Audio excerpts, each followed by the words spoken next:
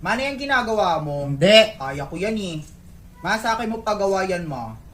Ma, ako gagawa. Ma, ako gagawa. Princess! Sagay na. Yung kapatid ninyo! Gagawin ko lang naman. Pag ako talaga hindi natapos dito, walang kakain sa inyong lahat. Ay, Ay, sandali. bumili ka muna isang silver swan toyo tapos isang kilong karne. Ayoko! Ito lang yung sa'yo, ano? Ayoko! Ano ba naman to? Sige, Ayoko. wag natin sahugan yung adobo ha. Mag-aadobo ko ng sabaw. Yung laurel, lagay mo yung laurel. Yan si mama naman, ang daming inuutos.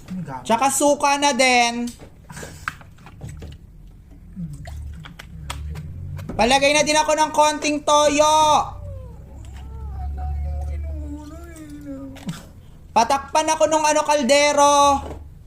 Tapos paabot na din ako ng 10 piso ko dyan. Asan dito, ma? Hindi ko mahanap. Ayan kasi, bunga nga yung pinangahanap. Ito, oh.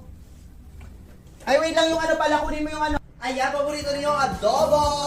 Hey, titikman. Oh, di ba? Sabi sa inyo, kailangan talaga ng silver swan para tamang timpla.